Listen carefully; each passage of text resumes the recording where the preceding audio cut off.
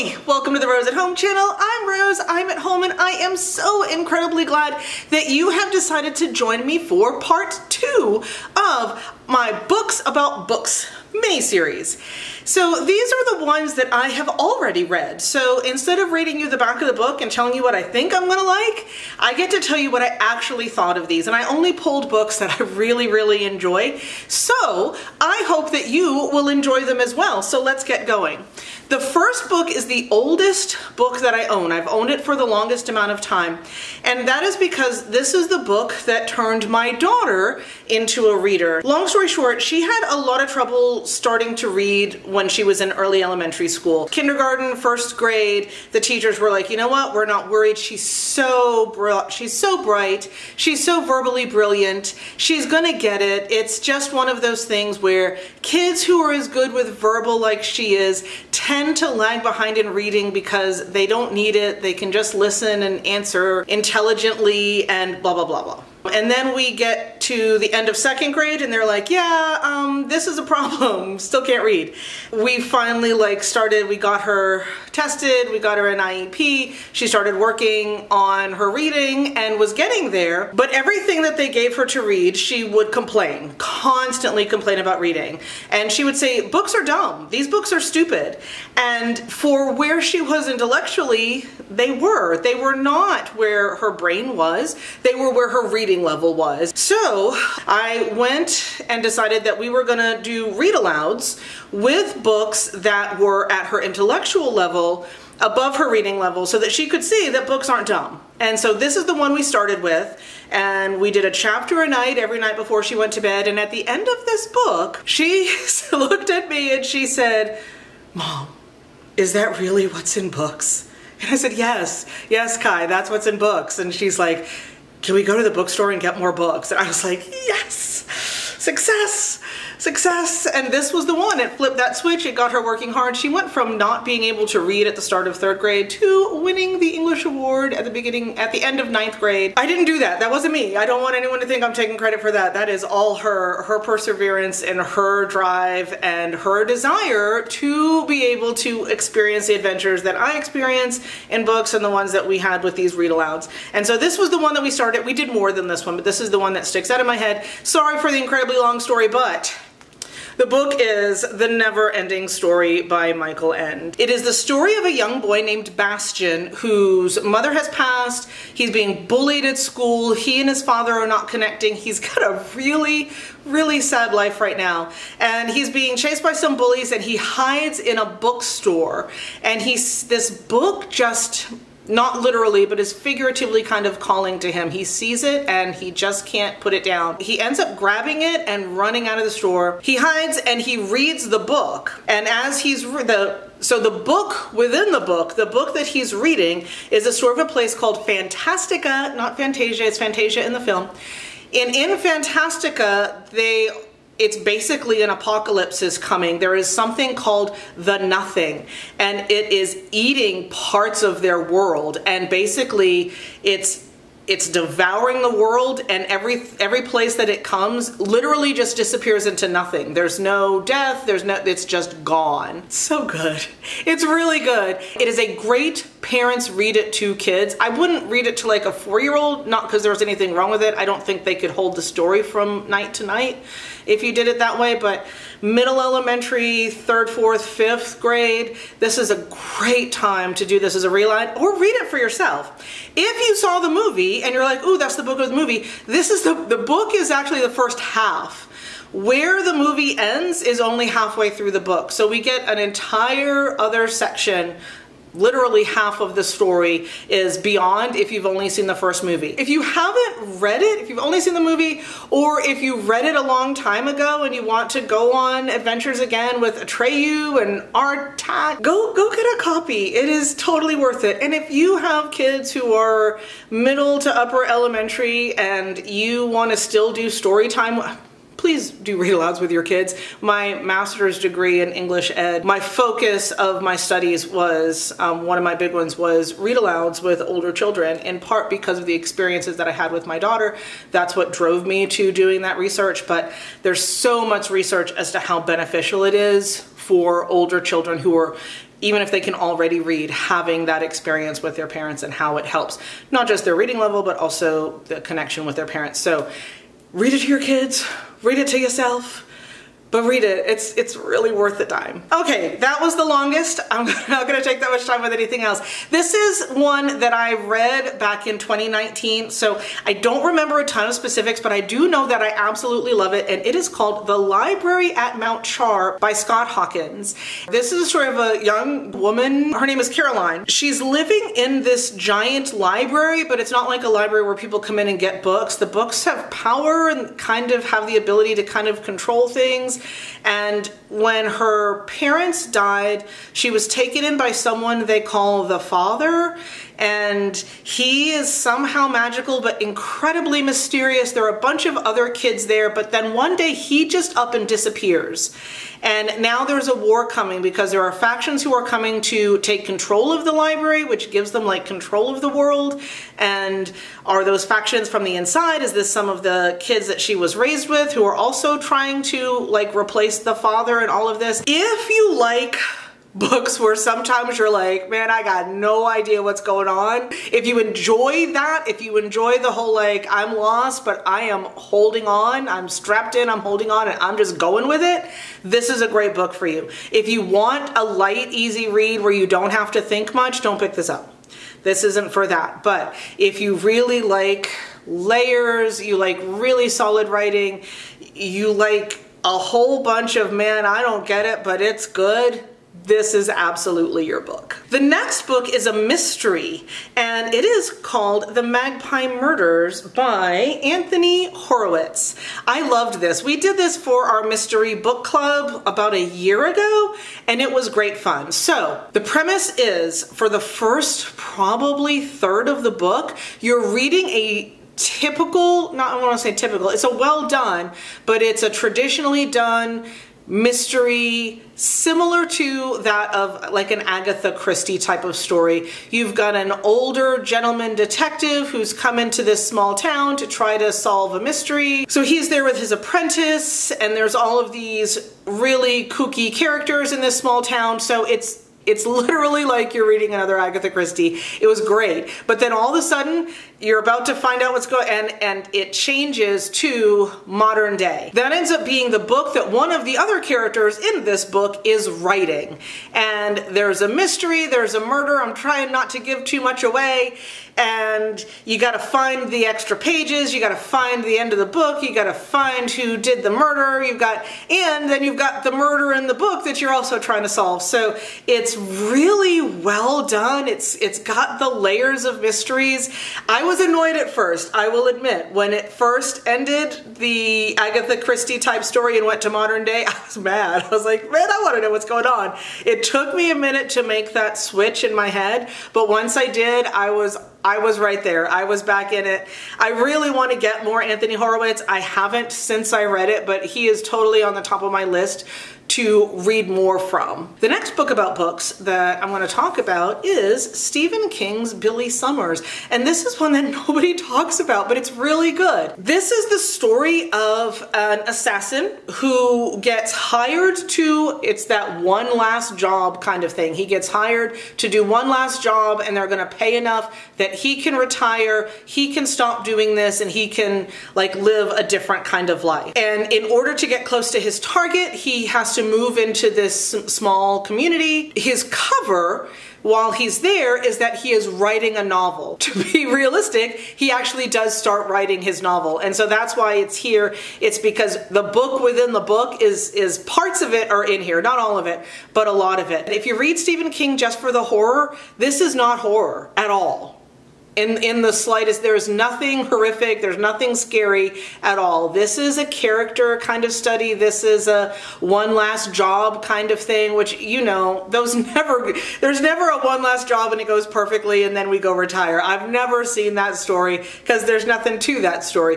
Of course, everything kind of goes crazy, hijinks ensue. So if you read Stephen King just for the horror, this isn't your book. But if you would like to try Stephen King, but you know you don't like horror, but you're wondering if you would enjoy his writing, this is a great book for you because, again, there's nothing horror in it, but it's in my opinion, of his best crafted books. It never has any of those really slow bits. It's not fast. No Stephen King book is ever fast-paced. That's not what you're ever gonna get from him. Now watch him go write one just because I said that. But it moves at the right kind of pace. You get really invested in the characters, you get really invested in what's happening to them. One of my absolute favorites, and again, no one ever talks about it. So if you want to try some Stephen King that is absolutely not horror, give this one a go. The next book is another one that we read for book club, and this one is The Plot, and it is by, I'm going to butcher this, Jean Hanff Korelitz. So this is the story of a one-hit wonder writer. He had one really strong book and now is really stuck, really blocked, and so to make money, he teaches these writing workshops.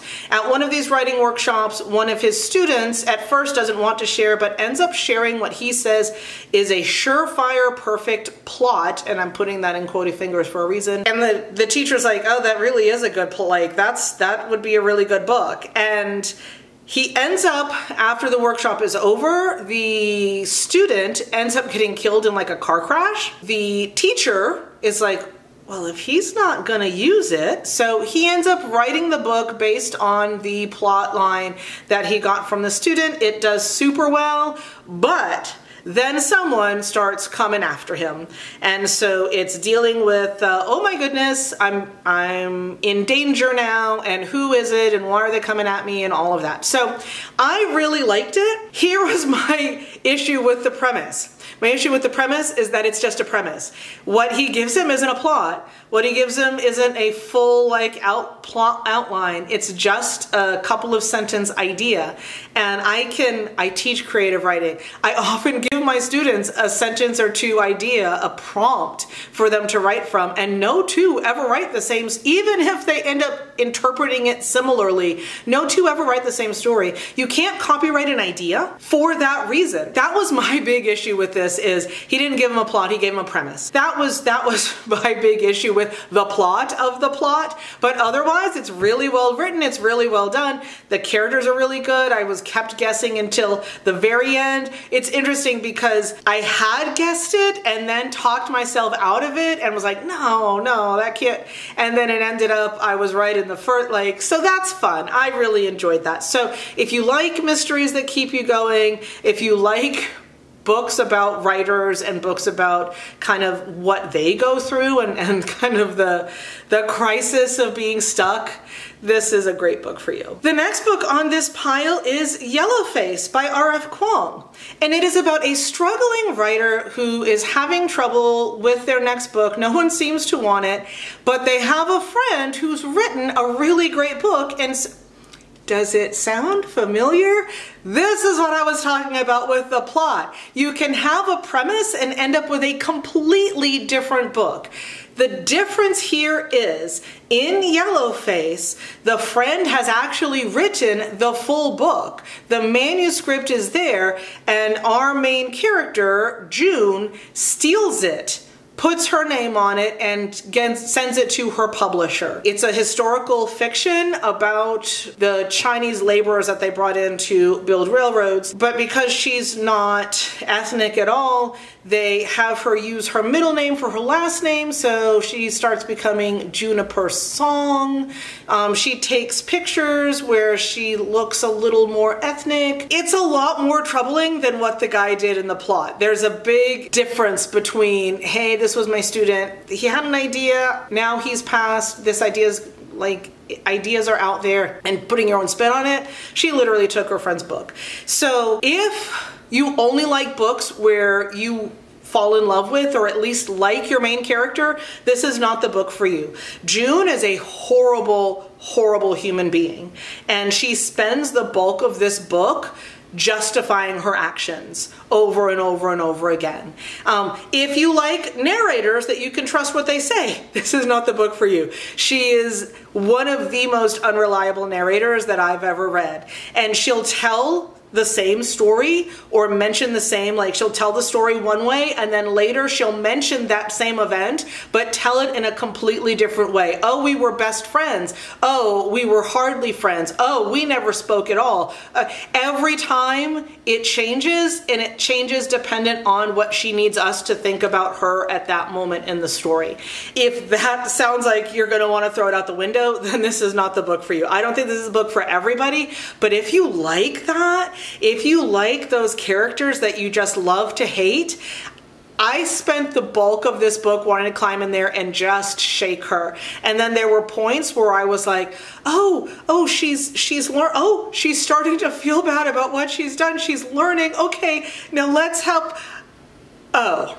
No, she didn't learn a thing. No, we're back to that. Okay, yeah. But if that sounds like something that you would enjoy, then you would love this book. I've never seen a despicable and unrelatable main character done as well as this. And in a way that for me, because I normally don't like spending that much time in the head of someone I don't like, but it was so well done, I didn't mind that. Again, wanted to shake her, but I didn't mind it. So if that sounds exciting to you, this is a great book about books. So I'm going to say the same thing again. This is another one that I did for book club. The book club theme for this one was Paris. So we read 3 different books set in Paris. This is the Paris Library. It is a historical fiction. It is based on a true story of the American Library in Paris during World War II. It is a dual timeline though. So we have our young protagonist in 1939. She has a job at the American Library in Paris when the Nazis come in and take over, and how she joins the resistance and tries to find her ways to assist, especially their Jewish patrons. And it also is set in the late 1980s in Montana. She's become quite the recluse, and it's her and her teenage next door neighbor who is a very lonely young woman who's going through a lot of problems, and how they end up connecting. It's really well done. It's a quiet book. It's not big action scenes and all of that kind of thing. It's not, she doesn't go out fighting and all of that stuff. She does things in her way and the way that she can do them. And it's really beautiful. It's really well done. If you like World War II historical fiction, I think you would really, really enjoy this. The next one is The Invisible Life of Addie LaRue by V.E. Schwab. The main premise in this is not about books. It is about a young woman who is engaged kind of against her will. It is the early 1700s. She has been promised to someone she does not want to get married and pop out babies and stay in her small town for the rest of her life. And so she goes down to the river and she makes a deal with she doesn't know what. They give her the ability to not have to marry this guy, and they do it by first off making her immortal, but second off making it so that no one remembers her after they stop looking at her. So she is pretty much disappeared. So she lives this way for centuries. And then when we get into modern or modern-ish day, she walks into a bookstore and she tries to take a book. She's used to being able to just take things, and because as soon as they turn away to call a cop or whatever, they forget she existed. So, but this guy doesn't forget her.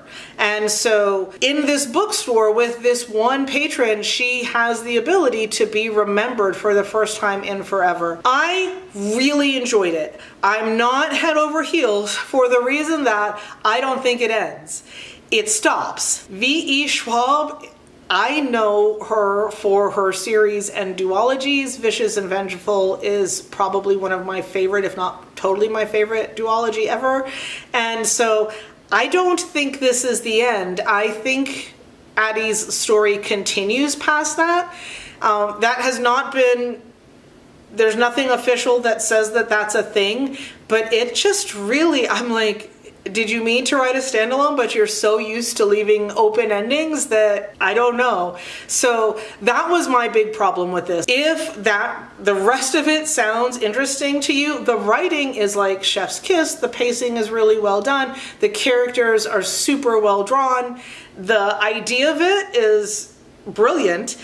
So if all of that sounds good to you, you will probably like it. There's not many people that have my same problem with it, but I honestly really hope that she does intend to write a sequel to it, and I think I'm gonna love that because I would love to have this story wrapped up. I told you I do love Emily Henry. I bought Happy Place the day it came out for a reason, and that is because of this book, Beach Read. This is the reason I keep giving romance a shot.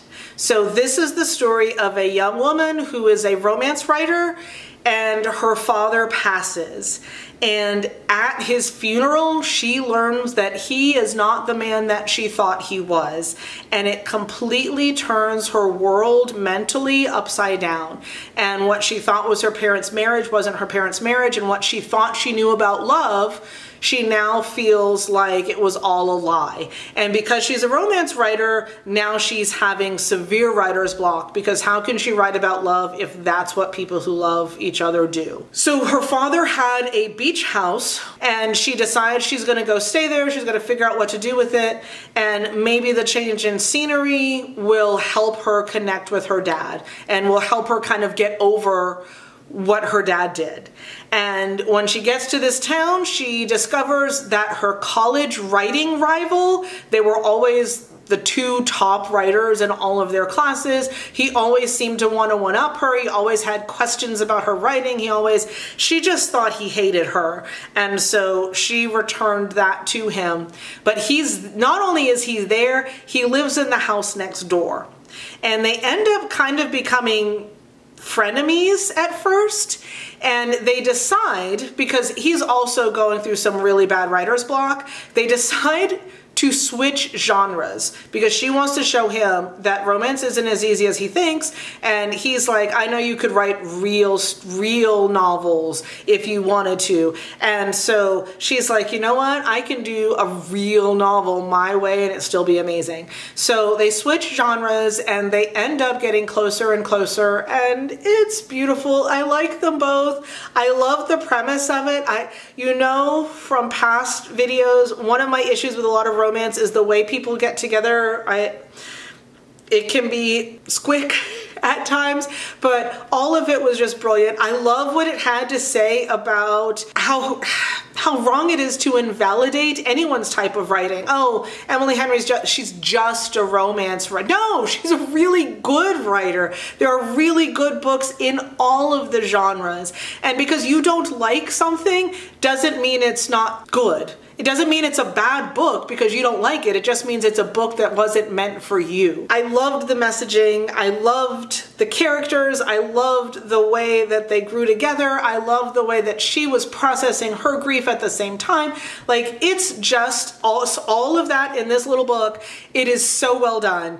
I cannot more highly recommend. If you have not read this, especially if you don't like romance, you prefer literary fiction, you prefer contemporary fiction, read this. Read this, because it totally fits in those. It is so well written. It totally fits in those categories as well. And this could be the book that changes your mind about romance. Okay, everybody. I really hope that you enjoyed those. I hope there's a few in there where you're thinking you're going to pick them up. If you have not had a chance yet, I'm going to link, I'm not sure where it shows up, but I'm going to link the video to part 1.